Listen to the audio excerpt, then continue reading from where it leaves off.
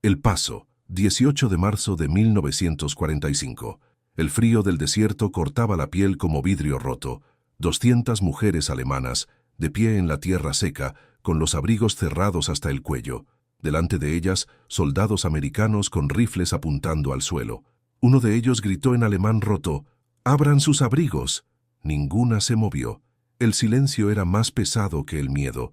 ¿Qué venía después de esa orden? ¿Humillación? ¿Muerte?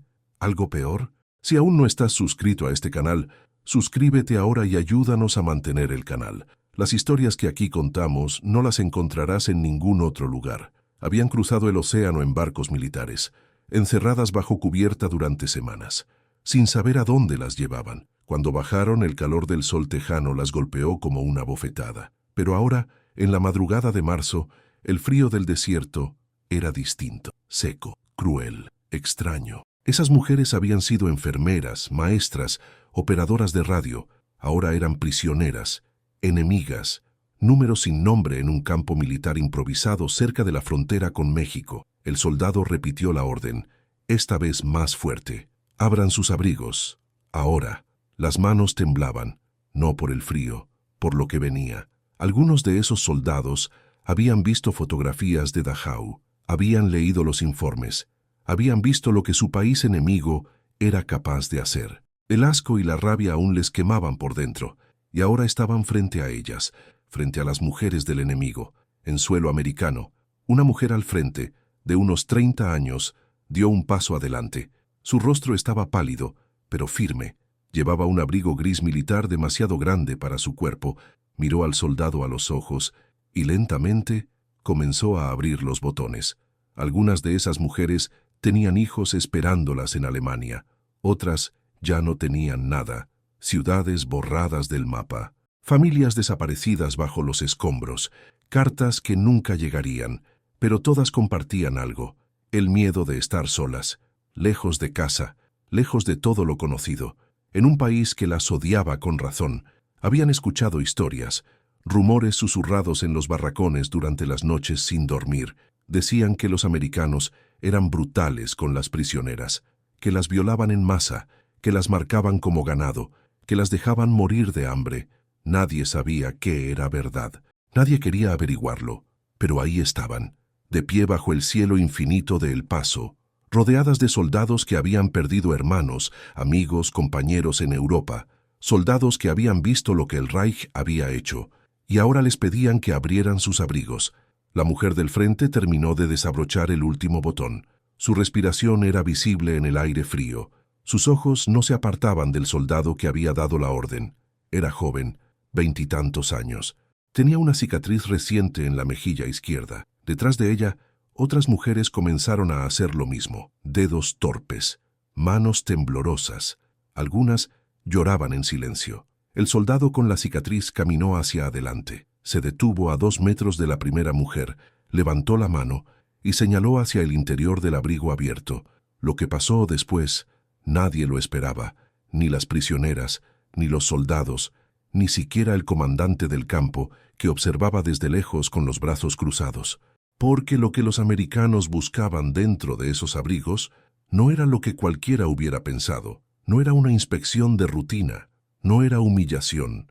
Era algo que cambiaría todo lo que esas mujeres creían sobre el enemigo, sobre la guerra, sobre lo que significa ser humano cuando el mundo se ha vuelto una pesadilla. Pero antes de llegar a ese momento, necesitas entender quién era esa mujer al frente, la que dio el primer paso, la que abrió su abrigo sin apartar la mirada. Porque su historia empezó mucho antes de ese campo en El Paso. Empezó en una noche de octubre de 1943, en Hamburgo, cuando el cielo se volvió rojo. Su nombre era Ilse Brenner, 32 años, enfermera del Hospital Municipal de Hamburgo. Esa noche de octubre, cuando las sirenas empezaron a aullar, Ilse estaba en el turno de madrugada. Tercera planta, sala de maternidad.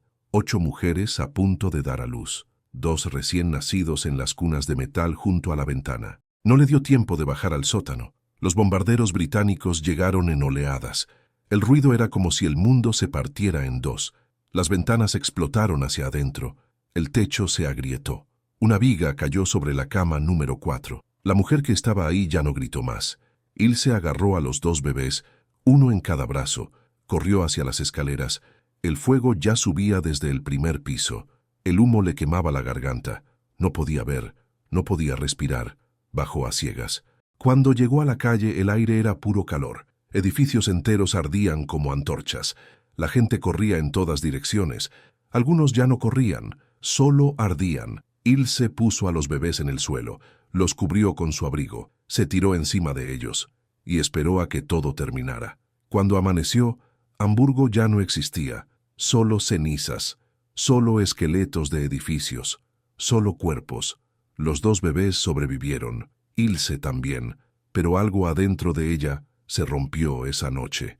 Algo que nunca volvió a estar completo. 2 años después, en febrero de 1945, cuando los rusos estaban a 100 kilómetros de Berlín, el Reich la llamó de nuevo. Ya no quedaban suficientes enfermeras, ya no quedaba suficiente de nada.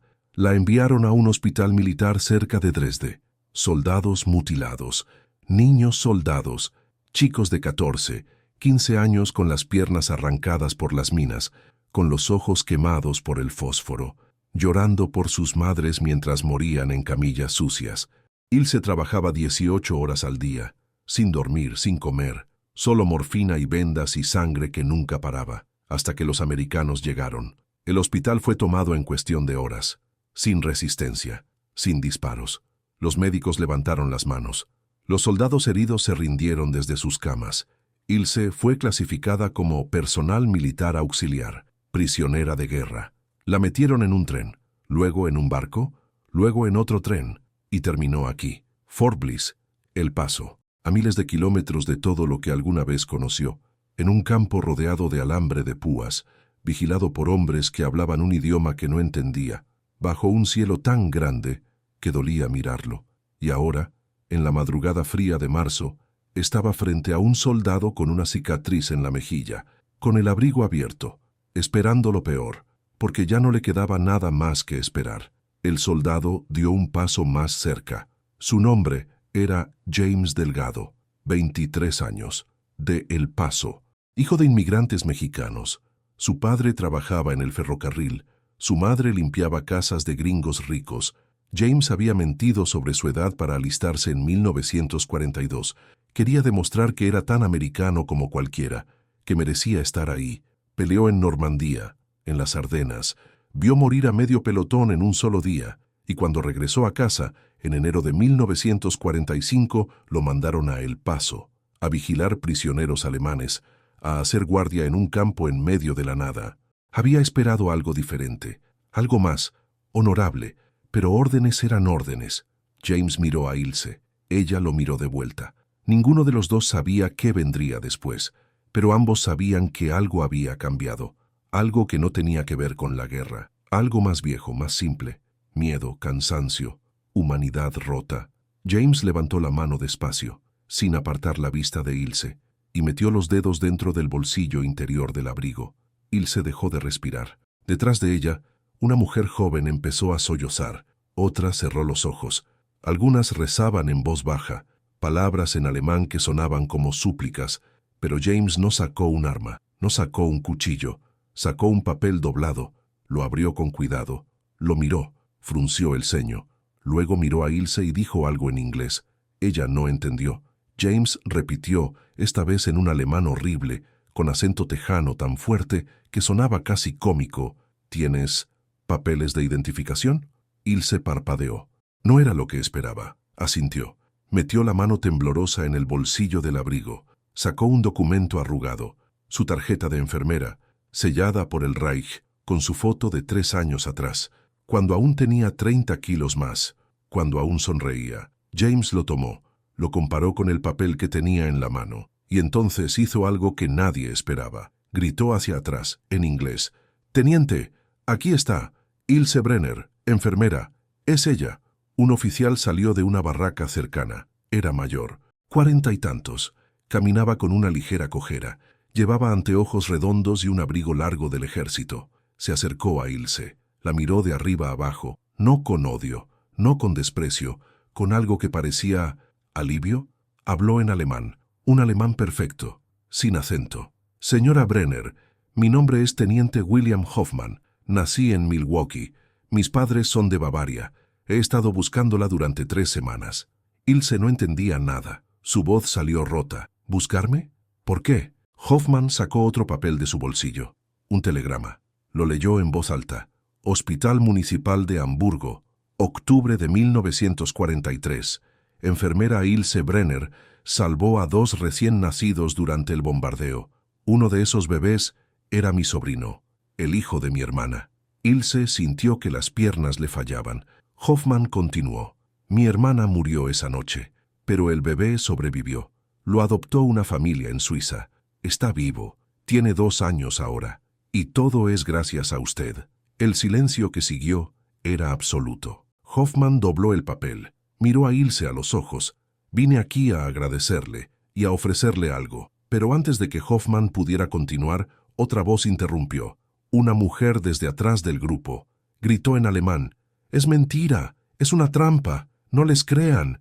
Era una mujer de unos 50 años, delgada como un palo, con el pelo corto y gris. Tenía una cicatriz que le cruzaba la frente. Su nombre era Hilda Voss. Había sido supervisora de un campo de trabajo en Polonia. No lo decía, nadie lo decía, pero algunas prisioneras lo sabían, lo susurraban, la evitaban.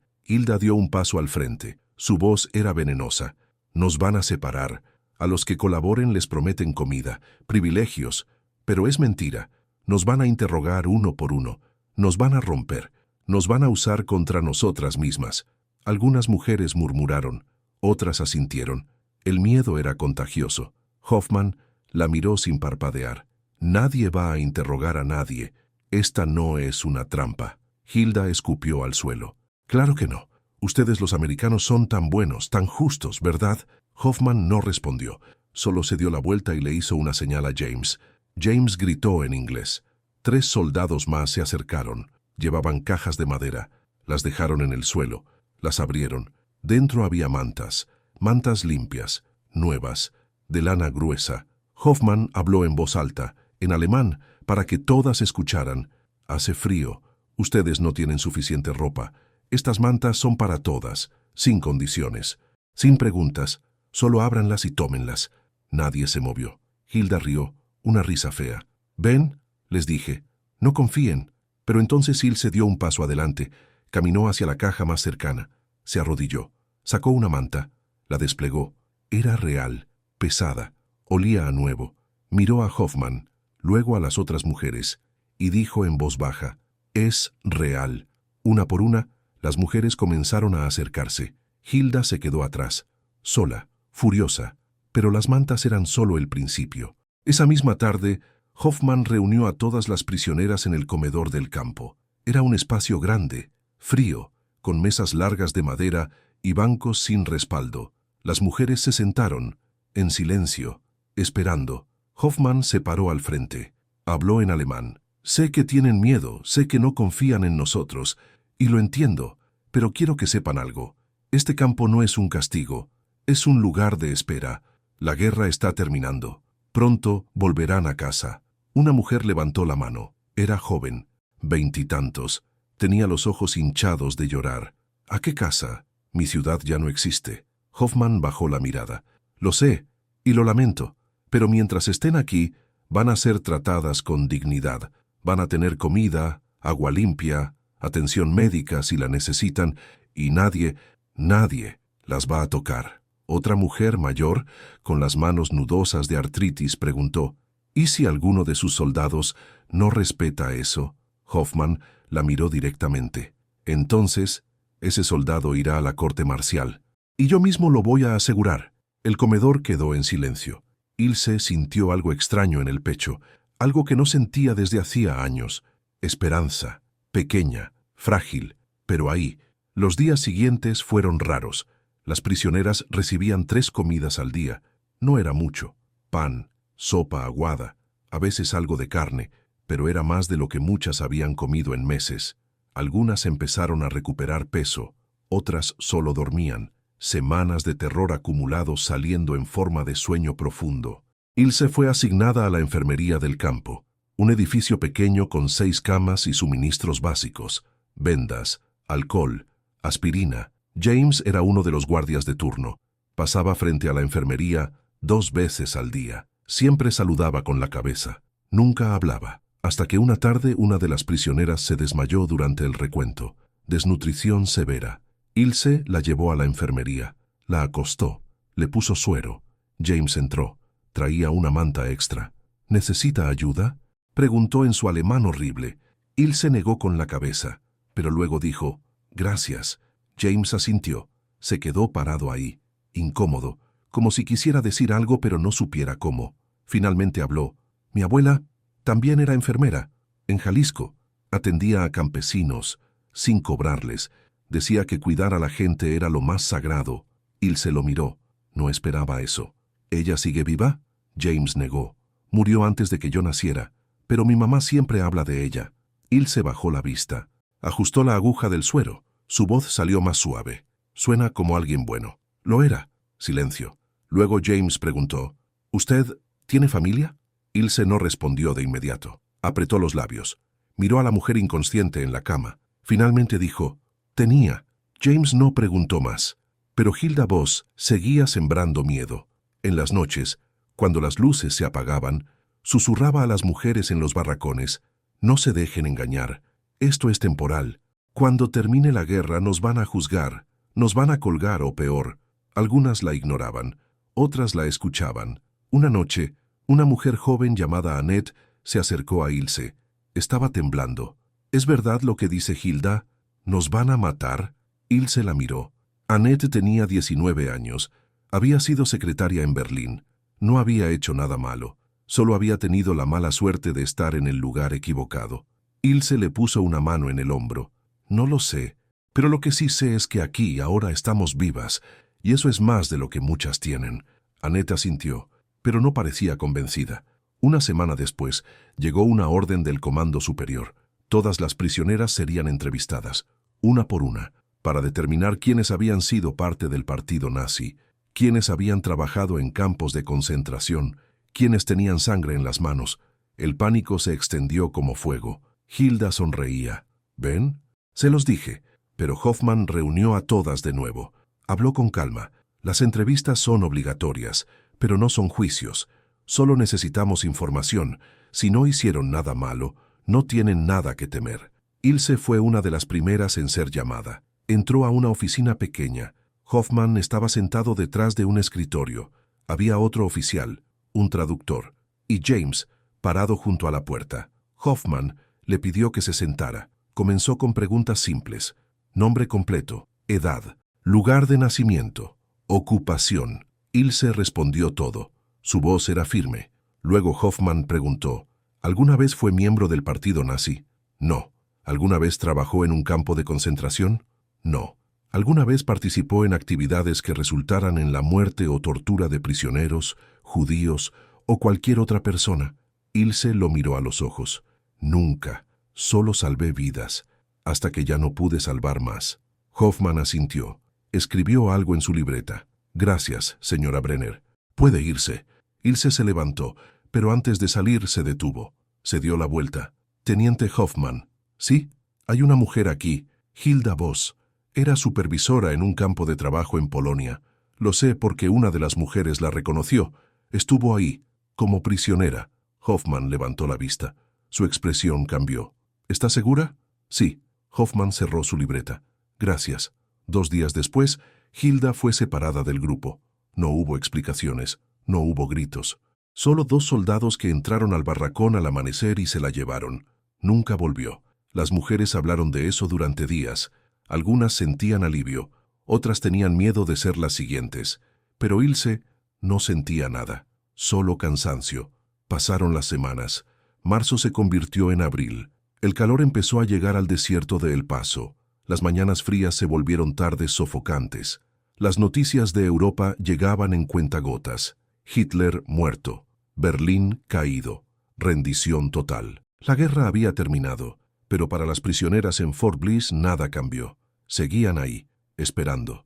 Esperando qué, nadie lo sabía. Una tarde, James encontró a Ilse sentada sola detrás de la enfermería.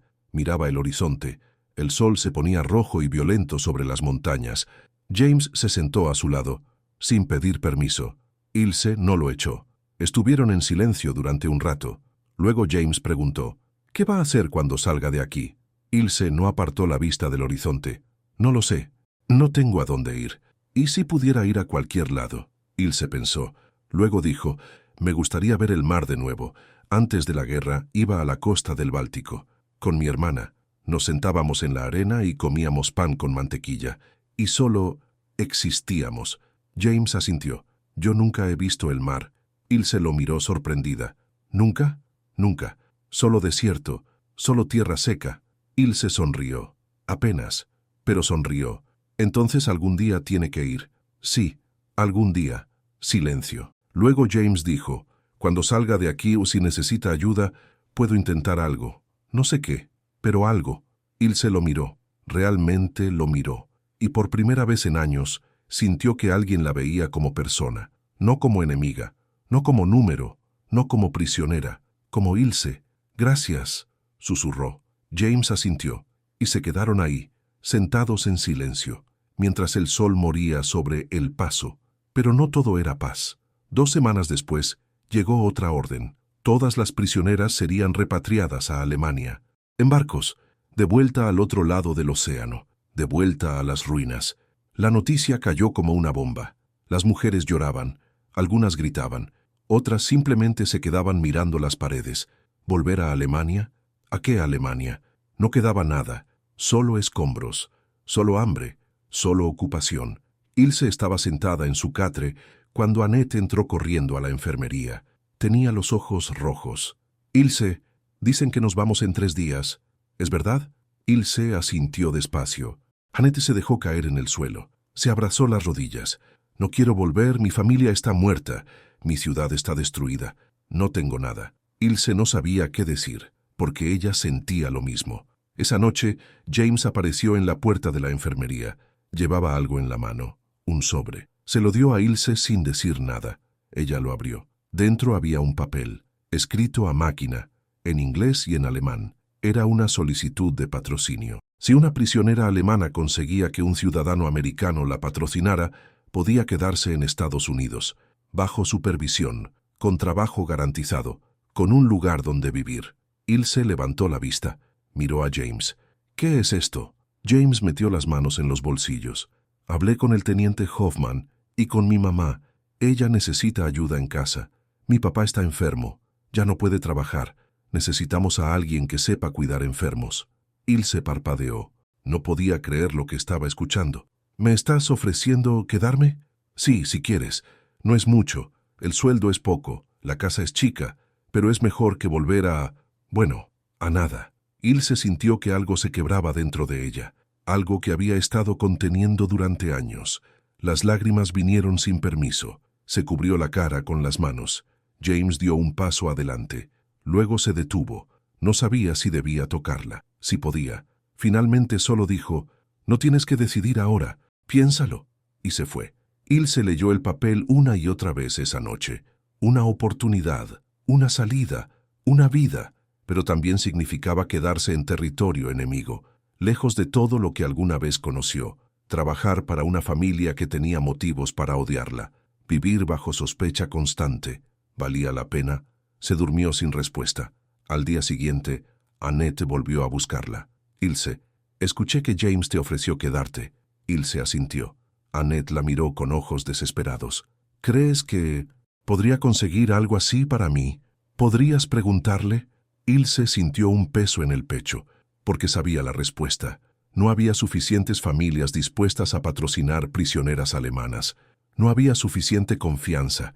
No había suficiente perdón. James había arriesgado mucho solo para ofrecérselo a ella.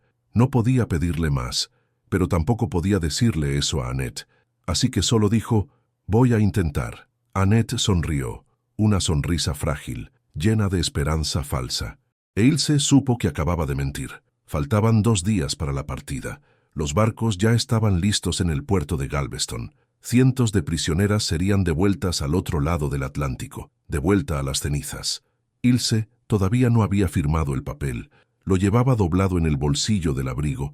Lo tocaba cada tanto, como si fuera a desaparecer, pero no podía decidir. Cada vez que pensaba en quedarse, veía el rostro de Annette y el de otras 10 mujeres que le habían preguntado lo mismo, mujeres que no tenían a nadie, que no tenían nada. ¿Cómo podía salvarse ella sola? ¿Cómo podía aceptar una vida cuando tantas otras no tenían esa opción? Esa tarde, Hoffman la llamó a su oficina. Ilse entró. Hoffman estaba sentado detrás de su escritorio. Parecía cansado, más viejo que la última vez. Señora Brenner, sé que el soldado Delgado le ofreció un patrocinio. Ilse asintió. ¿Ya tomó una decisión? Ilse bajó la vista. No. Hoffman se quitó los anteojos. Los limpió con un pañuelo, luego dijo: puedo imaginar lo que está pensando, que no es justo, que otras merecen lo mismo, y tiene razón. No es justo. Ilse levantó la vista. Hoffman continuó: pero la vida nunca es justa, especialmente en tiempos de guerra. Usted salvó a mi sobrino. Eso no lo puedo cambiar, y tampoco puedo ignorarlo. Así que le voy a decir algo que tal vez no quiera escuchar. Se inclinó hacia adelante. Si rechaza esta oportunidad por culpa, no está ayudando a nadie, solo se está castigando. Y eso no honra a las que se quedan atrás. Solo desperdicia una vida que podría hacer algo bueno. Ilse sintió un nudo en la garganta. Hoffman agregó: no puede salvar a todas. Nadie puede, pero puede salvarse a sí misma. Y eso ya es algo. Ilse salió de la oficina con las piernas temblorosas. Caminó hacia el barracón. Las mujeres estaban haciendo sus maletas. Pocas cosas. Ropa vieja. Alguna foto arrugada. Nada más. Annette estaba sentada en su catre. Tenía la mirada perdida. Ilse se sentó a su lado. Annette. La joven la miró. Ilse respiró hondo. Hablé con James. No puede conseguir más patrocinios. Lo siento. Annette no dijo nada. Solo asintió. Como si ya lo supiera. Luego dijo en voz baja: está bien, entiendo. Pero Ilse vio las lágrimas cayendo en silencio y sintió que algo se rompía dentro de ella.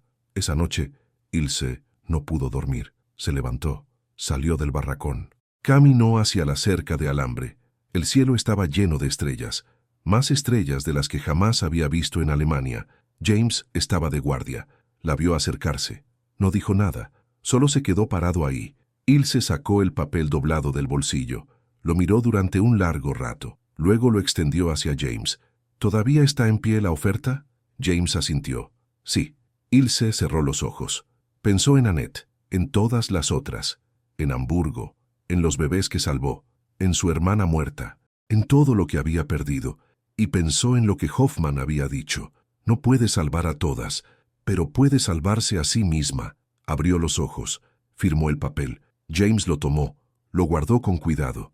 Luego dijo: hiciste lo correcto. Ilse negó con la cabeza. No lo sé, tal vez nunca lo sepa. Pero lo hiciste. Silencio.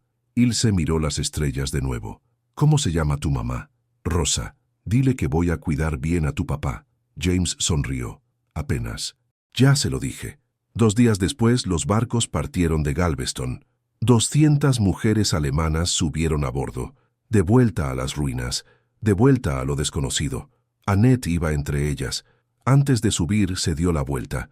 Buscó a Ilse con la mirada. La encontró parada junto a James, del otro lado de la cerca. Annette levantó la mano. Ilse levantó la suya. No dijeron adiós, solo se miraron, y luego Annette subió al barco. Ilse la vio partir, y supo que nunca la olvidaría, ninguna de ellas. Ilse se quedó parada ahí hasta que el barco desapareció en el horizonte.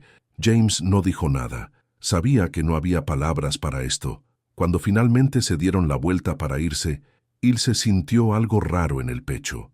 No era alivio, no era culpa tampoco. Era algo más extraño, más pesado. Era la sensación de seguir viva cuando otros ya no están. La casa de la familia Delgado quedaba en el lado mexicano de El Paso, pequeña, con paredes de adobe y un patio lleno de polvo. Olía a cilantro y a tortillas recién hechas. Rosa abrió la puerta. Era bajita, fuerte, con manos curtidas por años de trabajo. Miró a Ilse de arriba abajo, luego la abrazó, así nomás, sin preguntar, sin juzgar. Ilse no sabía qué hacer. Hacía años que nadie la abrazaba. Se quedó rígida. Luego, despacio, dejó que sus brazos rodearan a Rosa, y lloró. Lloró por Hamburgo, por su hermana, por los bebés que salvó y los que no pudo salvar, por Annette, por todas las que se fueron en ese barco. Rosa no dijo nada, solo la sostuvo. Cuando Ilse finalmente se separó, Rosa le limpió las lágrimas con el delantal. «Ya estás en casa, mija, ya estás en casa». El padre de James estaba en cama, tuberculosis avanzada, tosía sangre, tenía los ojos hundidos. Ilse lo cuidó como si fuera su propio padre, le cambiaba las vendas, le daba agua cuando no podía tragar, le hablaba en alemán aunque él no entendiera, solo para que no estuviera solo en el silencio. Una noche, el viejo le agarró la mano. Sus dedos eran huesos cubiertos de piel. Dijo algo en español. Ilse no entendió. James tradujo en voz baja. «Dice que Dios te mandó». Ilse negó con la cabeza. «Dios no tuvo nada que ver, solo suerte». El viejo sonrió, una sonrisa cansada, y cerró los ojos. Pasaron los meses. Ilse aprendió español, despacio, con acento alemán que hacía reír a Rosa. Ayudaba en la casa, cocinaba, limpiaba, cuidaba al viejo hasta que murió en octubre, en paz, sin dolor. James volvió a trabajar en el ferrocarril. Salía temprano, volvía tarde. Siempre traía algo, pan, alguna fruta, un periódico viejo. No hablaban mucho, pero había algo ahí, algo que ninguno de los dos nombraba. Respeto, gratitud, tal vez algo más. Una noche de diciembre, Ilse estaba sentada en el patio. Miraba las estrellas. James salió, se sentó a su lado. «¿En qué piensas?» Ilse no apartó la vista del cielo. «En que nunca voy a saber si hice lo correcto». James asintió. «Nadie lo sabe. Solo vivimos con lo que elegimos». Silencio. Luego Ilse dijo, «Tu mamá me llamó mija hoy». James sonrió. «Es su forma de decir que eres parte de la familia». Ilse sintió algo caliente en el pecho, algo que no sentía desde antes de la guerra. Pertenencia. No era mucho, no borraba nada, no traía de vuelta a nadie, pero era suficiente para seguir, y eso era todo lo que le quedaba, seguir. Años después, cuando alguien le preguntaba a Ilse qué había pasado realmente ese día en Fort Bliss, cuando los soldados les ordenaron abrir los abrigos, ella solo decía, esperaban encontrar armas, documentos escondidos, algo peligroso. Hacía una pausa, pero lo único que encontraron fueron mujeres con frío, y decidieron darles mantas. Luego agregaba, casi en un susurro, a veces la humanidad aparece en los lugares más inesperados, incluso entre enemigos. ¿Pero fue realmente solo eso? ¿O hubo algo más en ese momento que cambió el destino de 200 mujeres? Esa historia te la cuento en el próximo video.